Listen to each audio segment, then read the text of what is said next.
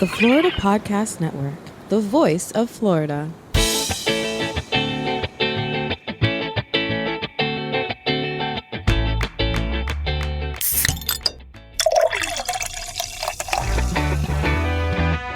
From Mallory Square in Key West to the Governor's Mansion in Tallahassee and all points beyond, you're listening to the Florida Beer Podcast, powered by FloridaBeerBlog.com, your source for all things related to the craft beer community in the Sunshine State.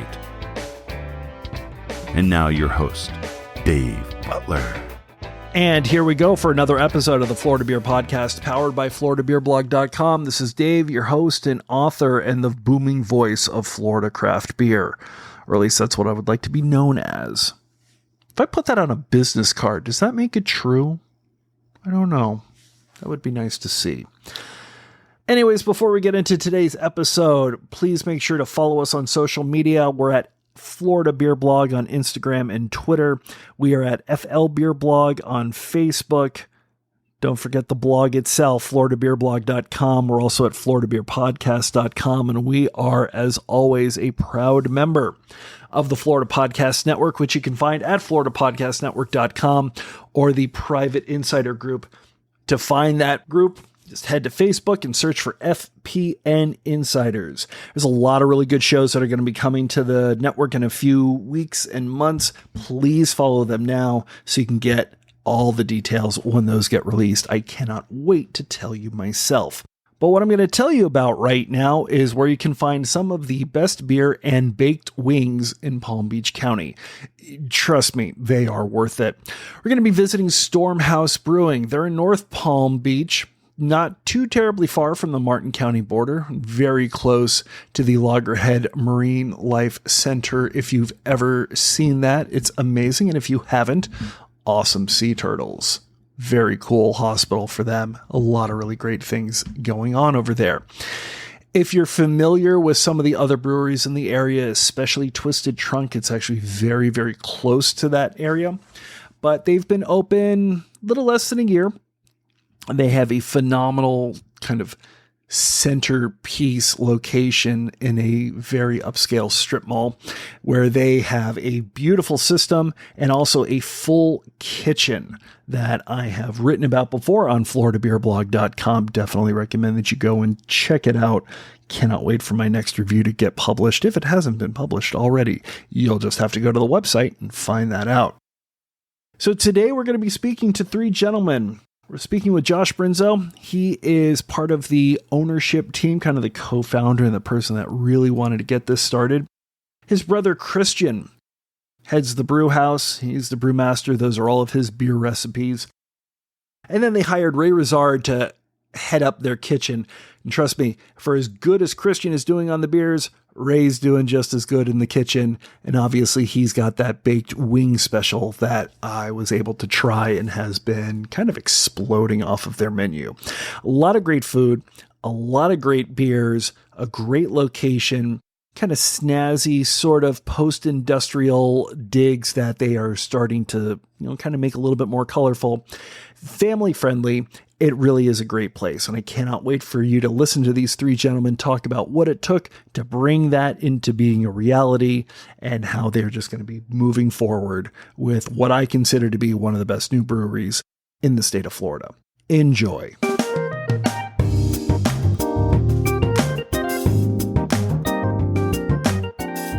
So, I guess we'll start off because this is an amazing place. This is a lot of stuff. And in a fairly positive, affluent, snowbird-filled community. Yeah. Obviously, you got the start home brewing and you started doing that. But there's a lot of difference between something like that on just a small scale in your garage and going beyond the normal brewery concept that you see very close to you and into a place like this. So let's start a little bit farther back and how did Stormhouse, as we are sitting in it today, kind of come to be? Yeah. Years ago, this was pitched at Thanksgiving dinner, and I wanted a distillery. I didn't even drink alcohol at the time. I wasn't old enough. But that'd be cool to take my grandmother's farm and turn it into a distillery and have a restaurant. And as it started going on, I was still hung on this idea of like alcohol and food. Chris decided to start getting into brewing, and turns out he's pretty darn good at it. And when he likes something, he basically tries to master it. And so he just kept doing it and doing it. And over the years, I kept bugging my dad saying, hey, like, why don't we do a brewery and a restaurant? And he's like, I don't know. And goes on a little longer. Okay, that might be a good idea. And then finally one day he's like, you know what? I think you're right. And Chris is like, yeah, I think we should definitely do this. And so we just started getting the ball rolling. I moved here in 2018 and started looking for places to build this out. And South Florida is such a cool spot. And I feel like with craft beer, it's like kind of an untapped market. Like there's obviously a ton of great, amazing breweries down here, but at the same time, there's so much room to also add to it. You know, I lived in Texas, and it was like you find a brewery anywhere you went there. And it was cool because they build up this community that, you know, everyone kind of helps each other out down there. And, you know, you're not a rival, especially in the beer industry, you're not a rival. But to come down here and feel welcome was kind of cool. And Chris was like ready to take the next step, start his career, and really kick this in. And, you know, he went to Germany. He trained at Domes in Germany and came out as a master brewer. Yeah, and I mean, it's nerve-wracking. And that's got to be, because obviously you're talking about a vastly different beer culture. You know, I've had so many people that have gone to Germany and studied over there, and it's very clean. It's very purity law. And then you come here, and how many different varieties of chocolate can you put in your blonde ale? True. So how did you take that information, and as Stormhouse was starting to sort of solidify, try to figure out what the voice of the brew house was going to be? What is Stormhouse going to be known for? Right now, it's hard to tell. There's just so many options with beer that even I don't know exactly what my style is. Definitely heavily European, probably just German inspired, because the beer there is honestly amazing. But you really have to cater to the market. So I'm trying to understand what people are really into down here, just to make sure people actually like what we're doing. But also I would like to like what we're doing. So eventually, once I kind of figure out how to balance between catering to the market here and having my own spin on things, you'll start to see a progression where we're actually a little more defined on what Stormhouse is known for. And when we talk about the market, obviously we're in North Palm Beach, but we're also in Palm Beach County specifically. Is North Palm Beach just more of what you get around the county, or because there is such a large snowbird population literally right across the street, do you find you have to deal with multiple cultures coming in all at once? Yes. Absolutely yes to that. Having food has helped us draw in people who might not try craft beer. And so when we first opened, our top seller was the Billy Rose Blonde. That's like the perfect beer to get someone into craft beer who's never had a craft beer. And basically Chris tried to make it as consistent as possible, because when they come back here, they're probably just going to order that. But at the same time, you play to the people who love going to Twisted or Tequesta or Civil or whatever around here. And so they've had good craft beer, and they've had their IPAs, which down here is a heavily inspired IPA market.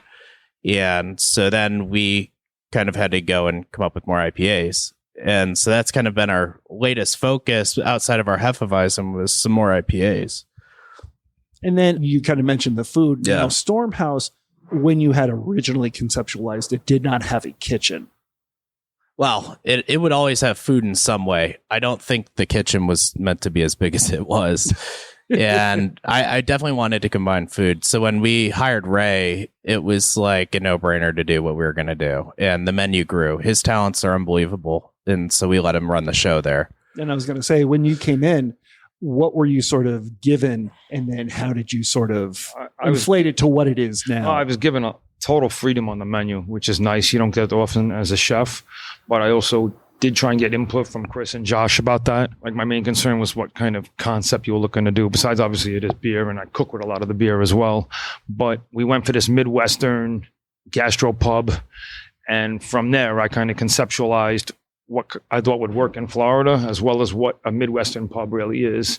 And that's where you get the idea, like the poutine, that's definitely Midwestern, heavy cheese, gravies, the brisket, things, braised items a lot of times are more that kind of thing. In the Midwest, the bratwurst was a no-brainer to go with beer anyway. And we've just had fun with it. I think we're evolving. That's what it is. Yeah. And the thing with Palm Beach County too, I know you mentioned it, but this whole county is very different because where I first started I got down here 6.5 years ago, and I was down by Southern Boulevard, which is a completely different crowd than up here. I can tell you that right now. This county is, it's different. It ranges quite a bit. Yeah.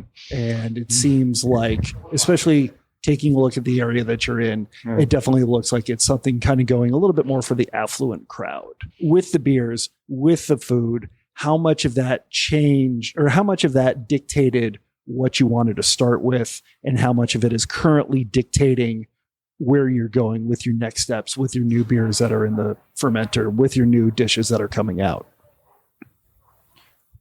I would say beers haven't changed too much as far as what I'm actually trying to do. Right now, we're just trying to hit those core styles, really make sure when people show up to a different style of brewery, a brewery that actually has a restaurant and actually has, things to do. Well, a lot of them have things to do, but we've got, like a little more intimate outdoor seating, a little more intimate indoor seating, plus the actual, full restaurant concept.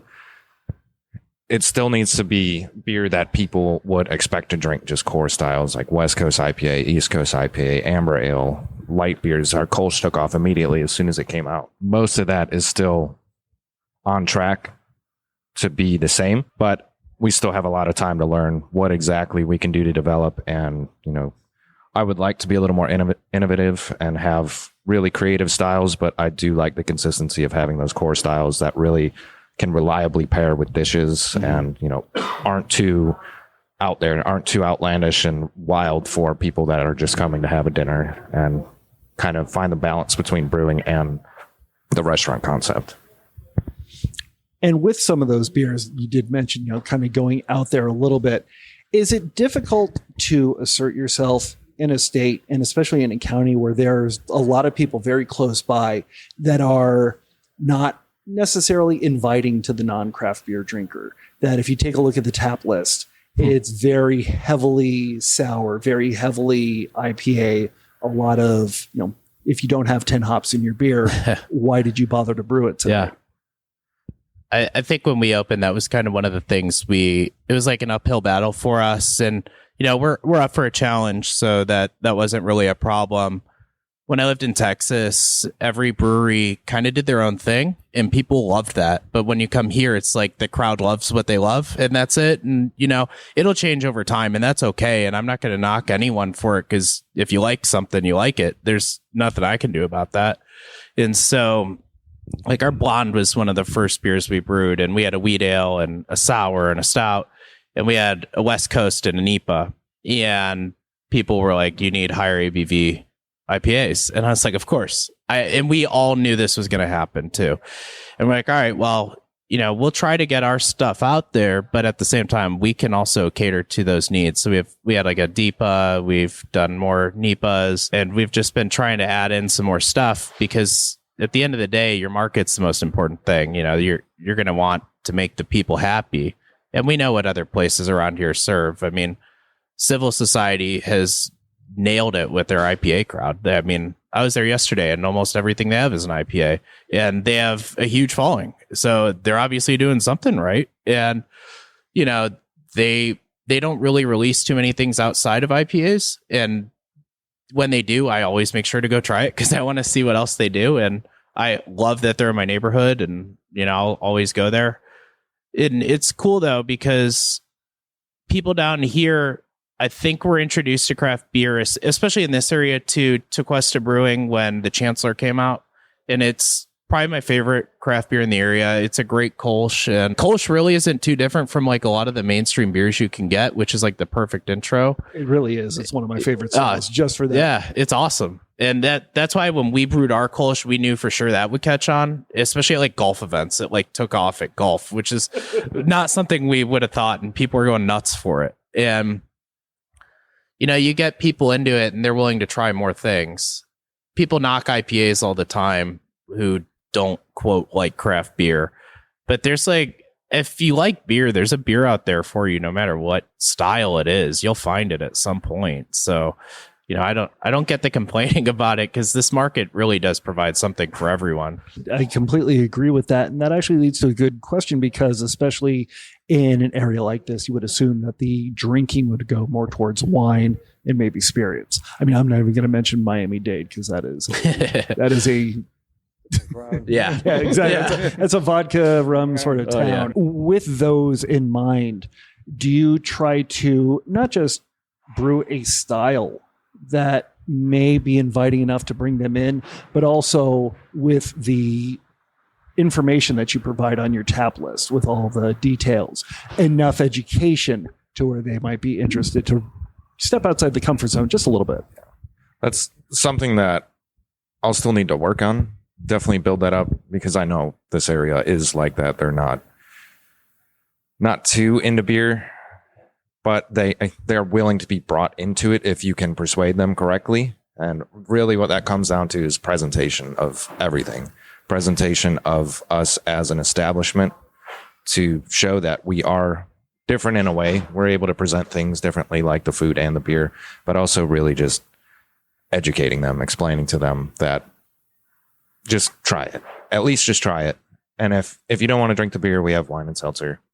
We have cider. We have other things for you to drink, but we also have really, really good food. I eat here pretty much every single day. Our food is great. But I think if you can just get them in enough to where they're willing to give it a shot, they'll take the time to figure out what they like, as long as you can present it to them correctly. And of course, if it's a good product. And you've said that you've had a fairly steady, regular crowd. Yeah. As it's been going on, as the months roll by, are you starting to see that education finally taking hold, and maybe people are going to start taking baby steps outside the blonde ale and the Kolsch that they've always been doing? I have seen regulars that the Billy Rose, and now they're the Billy Rose blonde. It's a blonde ale with orange peels and orange blossom honey. And some of them are drinking the Pressure Drop, which is a 7% New England IPA. So yeah, they are definitely stepping outside of their comfort zone and realizing that beer is exciting. There's a lot of different styles and a lot of great flavors out there that like you wouldn't even expect are possible. I mean, New England IPAs, they taste fruity and juicy, but it's just hops and malt. And they just don't get that concept. Yeah. But they're willing to learn about it, as long as you can start them somewhere that they're comfortable with, and then they will take the rest on their own. Gotcha. And with the menu, obviously, it's got to be really stressful, because while there may only be some craft breweries in the area, restaurants galore. So do you get a lot of... I don't get stressed out about it. I enjoy what I do. I chose this profession. I love every day. If I'm here 7 days, I love it. 6 days, I step people out of their comfort zone all the time. I made specials that they weren't ready to try, but then they all want them trying them and liking them. So I made duck confit egg rolls with dried cherries, and I did a whole Spanish spin on it with jalapenos and chipotle aioli. It was totally different, and everybody loved it, though. I said, I'm going to make stuff that's going to be a little more interesting. I made sesame crusted tuna tacos just for Taco Tuesday. That went awesome. Just different things that I like to just have people explore different flavors, and really, it's not just expanding your palate with food, but like Chris said, also with the beer too. Like try different things. We'll have you taste anything. It doesn't matter, whatever it is. The sours, the Kolsch is actually my favorite beer, believe it or not, because it's just very light and very drinkable. But then I'll go and hit like an IPA too sometimes, and I enjoy that. And so if you've got a regular crowd that may not be traditional when it comes to craft beer, you obviously, how do you balance the taps between the cores that you need to have and the fun stuff? How do you balance the menu between the core dishes that you need to have and the fun stuff? Where do you find that happy medium? I think right now it's a little hard to tell, just because we're coming out of off season. So it was slower, and we have a lot more time. Essentially, we're not getting hit all the time. So we have the ability to have more diversity, but when we really go full swing into on season, you'll see the tap list change dramatically. It'll come down to more production standpoint, something that is sustainable. So I don't know how much we're going to have to sacrifice from a production standpoint on diversity and, reliability, things that are our core beers, and then stuff we can have a lot of fun with. I don't know how much space we'll have left. Our keg cooler is a little bit small, so that like we have 20 taps, but our cooler is a little bit small. So, finding the balance between what's in the tanks and what's on tap is going to become a challenge. But if I cannot keep the diversity from my side, I can always put on guest taps, which I love doing. I love having other beers here, especially things that I haven't had enough research and development time to even, brew on that scale. I could do a smaller scale maybe, but I'm comfortable with putting on guest taps to fill spaces in my tap list that I can't sustain in the future if I have to. So we'll see what happens with the balance. But right now, I'll try to keep the diversity there, but you will see a definition of core beers and then the fun stuff. Yeah, same with the food. He's right. I've found the main dishes that, everybody loves. Obviously, everybody loves a good burger. The baked wings took off way bigger than I thought they would. I sell so many of those. I'd say it's probably my number one seller along with homemade French fries. So it was key important to me to do homemade fries, which I was happy that Josh wanted that too, because I felt like it separates us from a lot of restaurants when they come in and like, oh, you got homemade fries. And I used a different potato. I use Yukon Golds. Everybody uses Idaho potatoes. I really tried to make us stand out as much as possible, even with standard dishes, like you say, like the shepherd's pie is more of a standard dish that the older crowd really likes. So I have it, and they'll get it every time they come here. But like I said, the baked wings took off huge, and and I was happy for that. Like it's exciting. I try and make all the food exciting though as we're going. Specials is probably the best way I can test out items, and that's what I do. And we could see which specials really took off also, especially on like that Friday night, Saturday night crowd. When you have a huge crowd here, it's a great time to like put those things out there. Now, how often do the two of you talk about what's coming up? Because obviously you probably don't need nearly as much lead time to create a dish as you do to make a beer. But how much of that is, for example, next week is Thanksgiving. I know this episode is going to come out well after Thanksgiving, but next week is Thanksgiving. There are obvious assumptions for what you would want to be putting on the menu. Mm-hmm. But is this something where you would chat in September, October to kind of plan something that would go together? There would be a significant lead time. For Thanksgiving, we don't have anything. I myself don't have anything defined, but of course, like the Oktoberfest, the Mars, and we had that planned out way ahead of time. We knew the German dishes were coming, and of course, the German beer was coming, and that all took off and did incredibly well. For Thanksgiving, I wouldn't say we have anything really. There's not really a Thanksgiving beer thing aside from doing, the pumpkin stuff or whatever fall style ales, which again, not quite enough research and development time to actually define a product for that. But we do have our winter beer coming out, and we'll have that all planned ahead and ready to go.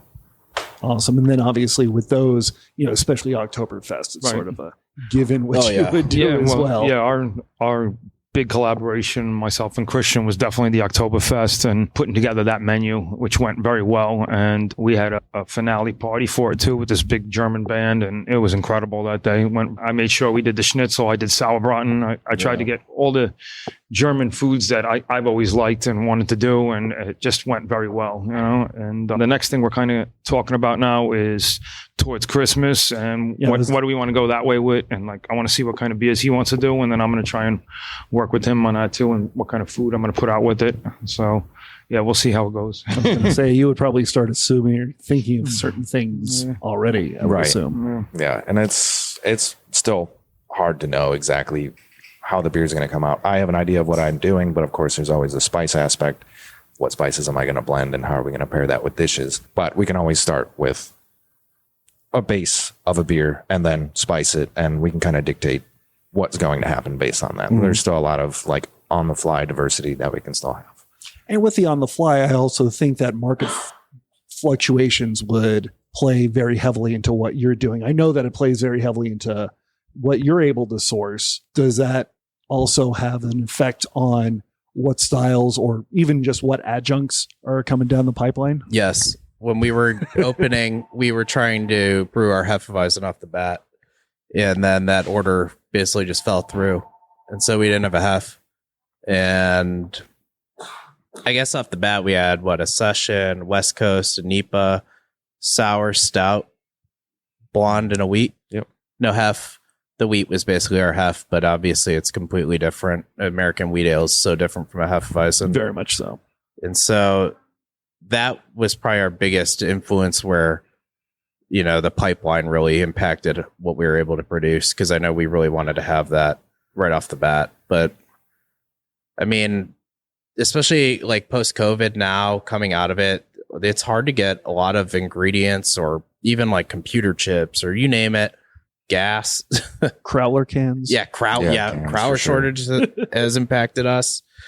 And yeah, it's like all these weird things. You don't really know what might be next in a shortage. So I guess it's like when it happens, we'll know about it, and it might be too late. We might be planning something. Chris could have his next brew planned out, and turns out we can't get some random ingredient that we need. Then obviously, with snowbird season upon us, you've got the trends that are coming down in South Florida, and they will come and go. But obviously now you've got New York, New Jersey trends. Yes. Do they come down here and sometimes just bring, here's what I got. Take a look at this. Here's what's going on in our area. Do you have anything like this? And then have to sort of anticipate that. I haven't seen it firsthand. Again, this is our first year, so we still have lots to learn about the people that actually show up here. But it will happen. We'll get that influence. People will show up and tell us what they're used to up north, and we'll have to get used to that because they're the same people that come down every year. So we still have a lot of time to learn who our people are in this area and what they're like and what they like and what we need to do to please them or what we need to do to adapt to that culture. But I haven't seen anything entirely defined just yet. Yeah, our closest may have been people asking, because we don't serve domestic drafts. It's all local craft, and, we'll support any local craft brewery. But people would ask, hey, do you have something like a Yingling? Or do you have Yingling? Or Mick Ultra? And we're like, well, no. So I made sure when I was hearing someone ask for Yingling, I pushed a mark on them, which I think is a good one if you like a Yingling. That's a good beer. And one of my favorites here. But like the Mick Ultra one, I'm sorry, I can't really help you there. Yeah, I'll remain silent. Yeah. Do you still have people that come in and are amazed that the beer is made on site? Yes. Yeah. Even though when you walk in and there's glass and you can see the fermenters and everything. Yeah. Some people ask, where's the brewery? I'm like, all those stainless tanks over there, the big ones. Yeah, that's the brewery over there. So I obviously have to ask, what kind of system are you playing with? It's a 10-barrel Deutsch 2-vessel system. Indirect fire, pretty normal system, pretty standard industry standard system. It's got some pretty cool remote functionalities. I can control it from my iPad. I run the whole thing by myself. So it's a really nice system to work with. And since you're not distributing just yet, is that more than enough for what you need and what you want to brew? Or is that something to where we're going to start looking at upgrades in a year or two if we do decide to start making this something I think big? We'll have to go offsite and go big. Just that system size can sustain this place reliably and some distribution, but anything outside of that, we'll have to go bigger. And obviously the thing that I almost hate to mention is because there are so many, I'm going to use this air quotes, culinary inspired beers in the state. Have you ever found something to where it's like, here's this blend, here's this profile, here are these flavors. Can you make something that's along those lines for me so I can pair it with this food? We've been talking about it, like I said, as far as like the Christmas thing that we're looking towards. I've talked to Christian about doing something maybe with cranberries. That would be something cool and like a Christmas flavor. And then the other thing is I always make fresh squeezed juice for us in the morning. So we keep talking about ginger. And somehow I was like, I had this idea in my head of if we could do something that would taste like gingerbread. And like we did fresh squeezed ginger and like molasses or something. I don't know how it works because I have to ask Christian. But I just the idea in my head was like, oh, if you can make this beer that would taste like gingerbread, that would really be cool, And then I'll do a dessert paired off of it after that, So yeah, we've been collaborating a lot of ideas and we'll see what we come up with. And so as you're getting close to the year one, has it been more of a success than you had originally anticipated? Yes and no. I mean, not like I feel like we haven't been successful because I'm extremely proud of everyone here. Coming out of COVID, like when we signed our lease, it's February 1, 2020. We had no clue what was coming. Yeah. No. And I remember the day I got the keys here and I was so proud. My dad's with me. Chris is here. We're so pumped. And then COVID hits and we're like, oh my God, what are we going to do? North Palm shut down. They don't have a brewery. They don't know what to do. And so 5 months later, they email us, hey, you're good to go. So we got the ball rolling. And honestly, like we caught the tail end of the season in May, and the crowd was insane opening night. I'll never forget it. It's standing room only. I mean, like our kitchen got slammed. Like we were not ready for what hit us. And I mean, like it was the most stressful day. It was a proud moment to see that many people come out. And then summer kind of got slow. But, you know, I think if we opened now and where season's picking up, I probably wouldn't have felt as bad about it. Not that I feel bad, but now there's more people here. You know, in summer, everyone went away. And it's like, I'm so proud of Chris. I'm so proud of Ray. Like having the two of them here, I'd never have to worry about anything. And I know that they're always going to bring like the best every single day. So when I hear people are happy with what we've done, that's like the best thing you can hear. And for long-term goals, you just asked about, you know, offsite, you know, that Chris and I have had this kind of in a plan where within 2 years, kind of what we wanted to look into getting offsite for some more distribution. And, you know, that's kind of our goal still. Nothing's changed. And so that's kind of where we're at. It's kind of been interesting. And what did North Palm Beach think of doing with you? Because obviously, I mean, you're very close to Twisted Trunk, but Twisted Trunk is Palm Beach Gardens. They are. It's a different municipality. Yes. And so coming into here, I'm using this right now to thank the Village of North Palm Beach. Listen, they have been easily the best people I've ever worked with since we've started this project. They were so kind. The day that we had our alcohol licensing done, well, I didn't know it needed 2 applications, one for your CMB, one for your 2 cops. So I didn't know that, and neither did they. And they only signed one form. And I was like, guys, like, I just went to the office for a second time to get our license. And they, you know, they said, I need another one. They got the health inspector back here to sign the form.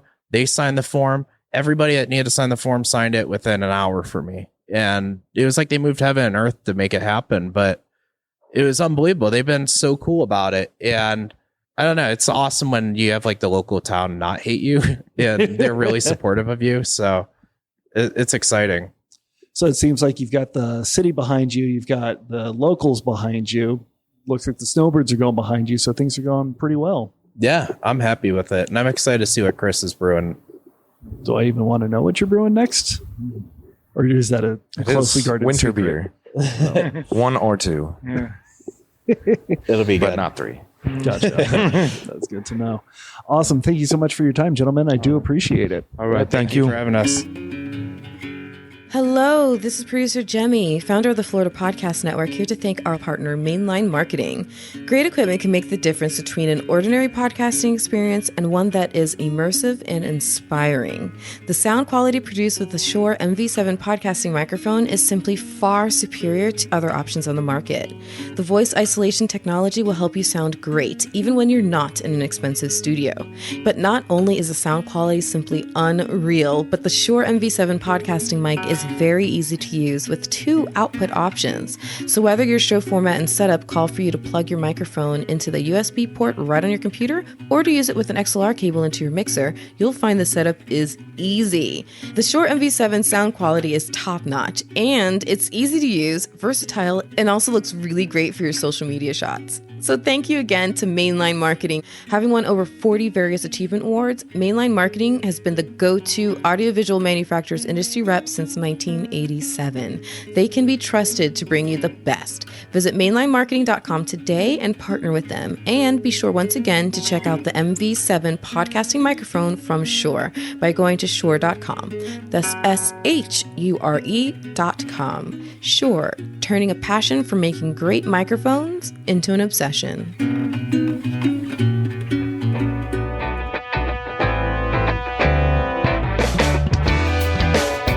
One thing I did not mention, and I was actually able to try this a little bit later on, is there is a super, super, super hot burger on the menu.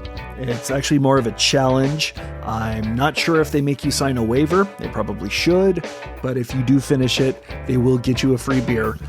One of these days I'm going to go back and I'm going to try that. Ray and Josh, they're big fans of all things super, super hot, and I was actually able to try the hottest wing sauce that they had on some of their chicken tenders. Quite tasty. brought a lot of good heat, but it also kept a lot of the flavor. So it's definitely something I'm interested in going back to, along obviously with a pint or two of some of that fantastic beer. Thank you so much for listening. We're going to be back next week if we are not taking the Christmas New Year's break off. I'm not totally sure what's going on with that. But if we do, we'll see you in January with a whole load of new interviews and episodes and people to talk to and everything concerning Florida craft beer. Thank you so much for listening. I do appreciate it. This is Dave signing off, hopefully for 2021. If not, we still have a little bit left to go before we ring in the new year. And when you do, please make sure that you drink Florida Craft.